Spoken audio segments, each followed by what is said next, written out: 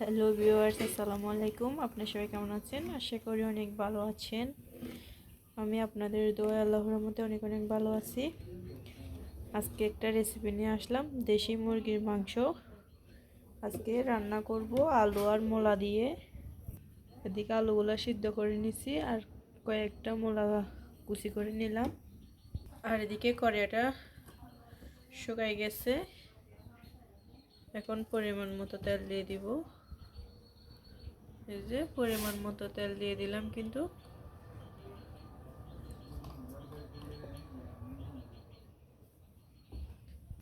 আর এদিকে কিন্তু আমি সব ধরনের মশলাগুলো দিয়ে দিলাম। মুরগির মাংসের মশলার সাথে হলুদ, ধনিয়া গুঁড়া এগুলা দিয়ে দিছি। আর এখানে পেঁয়াজ রসুনগুলা পিষে নিছি দেখেন। আর এদিকে কাঁচামরিচ বাটাগুলো দেখেন, কাঁচামরিচ দিয়ে রান্না করব কিন্তু। এদিকে তেল গরম হয়ে আসছে, আমি এখন পেঁয়াজ কুচিগুলো দিয়ে দিব।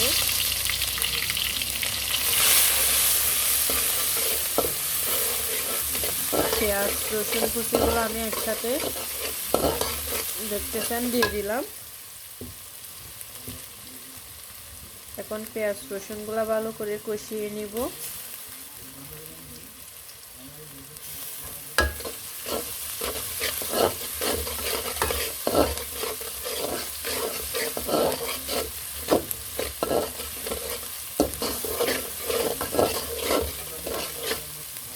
এখন পেঁয়াজ রসুনগুলো ভালো করে কষিয়ে বাদামি কালার করে নিব।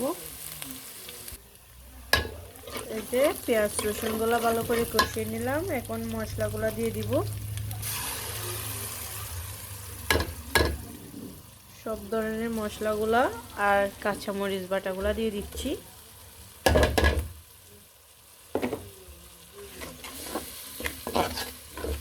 এখন মশলাগুলো একটু কষিয়ে নিব ভালো করে।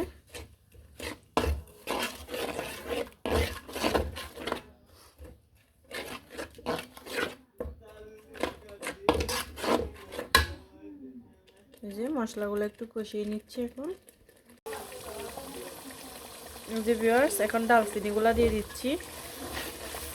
এখন মশলাগুলো ভালো করে কষিয়ে নিলাম। এখন দিয়ে দিব মাংস।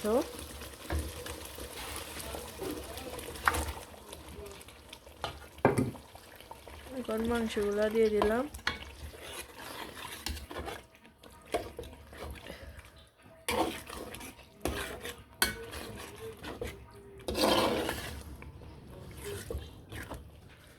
দেশি মুরগির মাংসগুলো এখন ভালো করে কষিয়ে নিব মশলার সাথে। এখানে আর এখন কোনো পানি দেব না, মশলার সাথে ভালো করে একটু কষিয়ে নিব।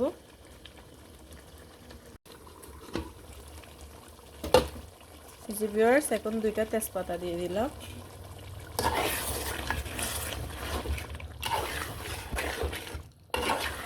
কাঁচামরিচ দিয়ে কিন্তু রান্না আজকে শীতকালীন। এভাবে দেশি মুরগি, দেশি হাঁস, পেটি হাঁস, রাজহাঁস এগুলো রান্না করলে কিন্তু অনেকটা মজা। তো আজকে আপনাদের শেয়ার করতেছি আমার এই ছোট্ট রেসিপিটা, বাসায় মুরগির মাংস রান্না করা। অবশ্যই আপনাদের কেমন লাগছে জানাবেন কিন্তু রেসিপিটা। ভালো লাগলে লাইক কমেন্ট শেয়ার করবেন। আর এগুলো একটু ভালো করে কষিয়ে নিব আজকে। এই যে ভিউয়ার্স, মাংসটা ভালো করে কষিয়ে নিলাম। দেখেন মাংসের ভিতর থেকে তেলটা বেরিয়ে আসছে। এখন দিয়ে দিব আলু আর মূলাটা ভালো করে কষিয়ে নিব। দিয়ে দেশি মুরগির ঝোলগুলা কিন্তু অনেকটাই মজা। আপনারা বলবেন দেশি মুরগিতে এতগুলো তরকারি কেন? একটা বড় মুরগি এটা কিন্তু। তো দেশি মুরগির ঝোলও মজা, এই জন্য তরকারিটা দিলাম। আমরা জনসংখ্যা কিন্তু বেশি অনেক, এই জন্য বাড়িতে করে এটা দেখেন অনেকটাই বড় দিলাম। তারপর এগুলো একটু কষিয়ে নিব ভালো করে। আজকের রেসিপিটা আপনাদের কেমন লাগছে অবশ্যই কমেন্ট করে জানাবেন। আর এখন এগুলো কষিয়ে নিচ্ছি ভালো করে একটু। এই যে ভিউয়ার্স, এখন দেখতেছি আলু আর মূলাটা কষানো হয়ে গেছে। ভালো করে কষিয়ে নিলাম, নিচ দিয়ে যেন লেগে না যায়।